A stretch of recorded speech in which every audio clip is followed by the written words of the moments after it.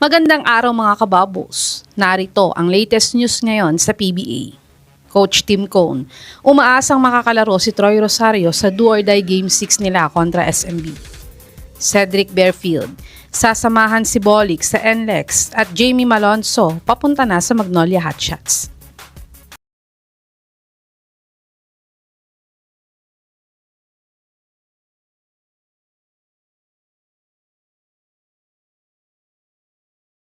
Natalo nga ang Barangay Ginebra sa Game 5 kontra sa SMB sa score na 115-109.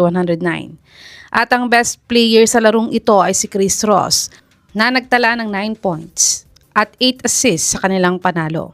Sayang nga at ginawa lahat ng Ginebra para makambak win sana sa 11 points na tambak ng SMB sa third quarter ng laban nila.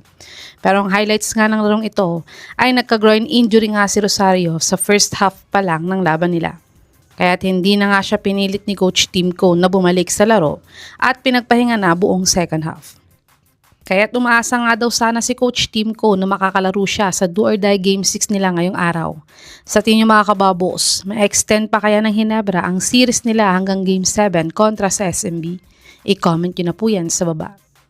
Dumako naman tayo sa balitang si Cedric Bearfield nga daw ay tutulungan si Berto sa NLEX. Si Bearfield nga ay sophomore na ngayong season sa PBA.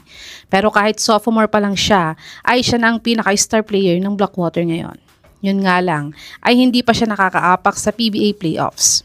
Kaya't ayon nga sa legit source na si Sir Snow Badua, ay sa NLEX na nga daw mapupunta si Bearfield dahil sila daw ang may best offer sa tatlong MVP teams na makuha siya sa Blackwater. Sa tingin niyo mga kababos, makakapasok na kaya sa PBA playoffs si Bearfield kung makakatandem niya si Bolik sa NLEX next conference? I-comment niyo na po yan sa baba. Tumungo naman tayo sa balitang papunta na daw si Jamie Malonzo sa Magnolia Hotshots. Maganda nga ang naging gilas stint ni Malonzo sa 33rd SEA Games. At siya nga ang itinuturing ng mga fans na MVP sa tournament na to. Pero wala pa din siyang bagong team ngayon sa Japan B-League.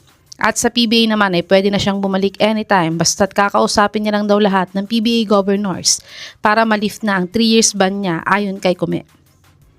Pero ayon nga sa source na to, ay ayaw na nga daw ni Boss Al bumalik si Malonzo sa Barangay Ginebra. Pero willing naman daw kunin ni Coach LA itong si Jamie sa Magnolia kung papayag si Boss Al Francis dito.